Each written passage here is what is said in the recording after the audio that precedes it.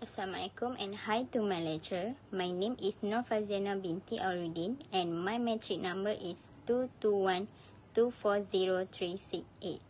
Course name is Cross Cultural Management SMP 31403. The title of this presentation is about cross-cultural interview analysis.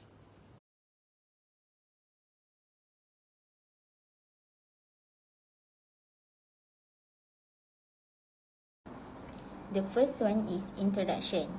This interview analysis involves a total of 5 respondents. They are Malay, Indian, Chinese, Kadazan Dusun, and Punjabi people in this interview.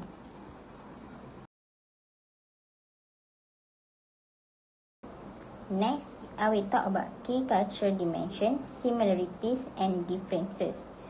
First one is uncertainty avoidances. It refers to the extent to which individual within a society or individual feel comfortable with.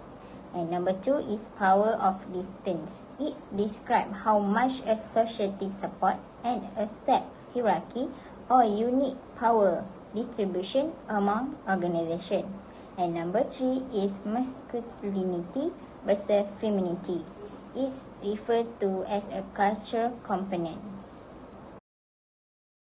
First, similarities between my culture and interviews, which is Malay culture and Chinese culture, is to find that family reunion. This is because the strong value placed on family and related relationship.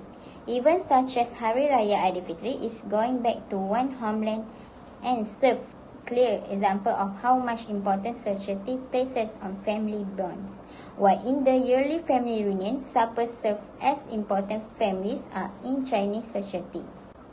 Number 2 is the right to express opinions. It is important to be inclusive and to respect everyone's right to free speech, and it fosters a peaceful environment.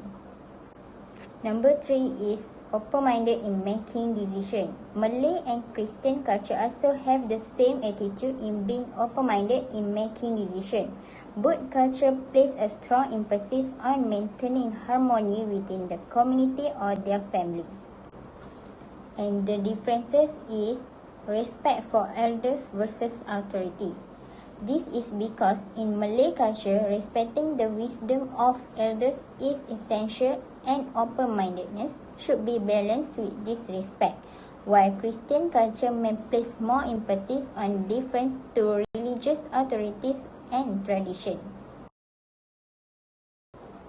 Next is impact cross-cultural management. The first one is understanding culture, tradition, and custom. It is because by understanding the culture, tradition, and custom of different cultures, managers can create a more inclusive and welcoming work environment. For example, in the interview, Sharanya mentioned that sari is a meaningful cultural tradition for Indian women.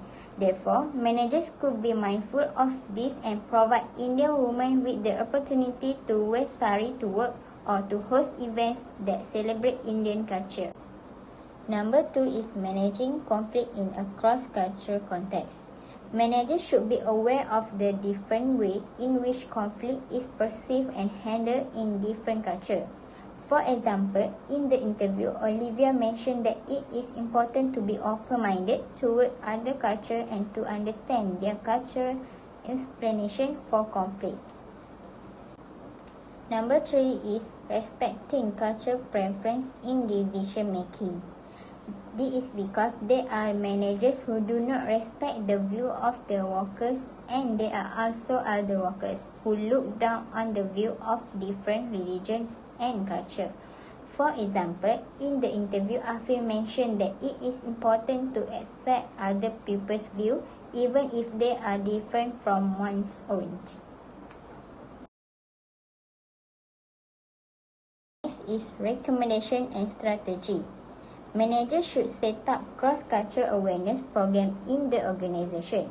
This is because managers play a good role in fostering cross-cultural awareness among their teams by implementing effective and creative programs.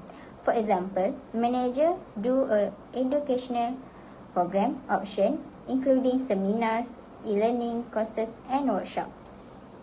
Number 2 is encourage motor communication and feedback. Managers should create a good and safe space for employees to share their opinions and thoughts without fear of criticism.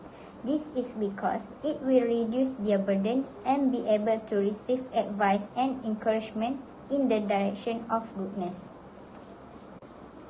Number 3 is encourage a feeling of belonging in work environment. Employees will feel more like they belong and be inspired to fully participate, possible as a result.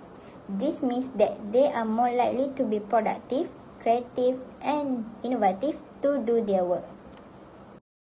The last part is personal reflection. One of my few lessons is the need for effective communication. Any successful relationship is built on effective communication, and this is particularly true in cross-cultural contexts. People from many cultures bring their own distinct non-verbal clues, communication method, and expectation to interaction. Number 2 is value diversity. This is because each culture has its own unique set of values, beliefs, and customs. For Indian culture, women will wear sari and men will wear dhoti on their festivals day. While for Malay culture, women will wear baju kurung and men will wear baju Melayu. Every religion and culture have its own specialties and beliefs about their background. And number 3 is grow in my own culture. It helped me to identify areas where I can grow in my own cultural competence. I realized that I need to be more aware and proactive in seeking out opportunities to learn about different cultures. In addition to the already mentioned, I will want to say that the interview has made it easier for me to understand how important family and community are in many different cultures. And that's all from me. Thank you.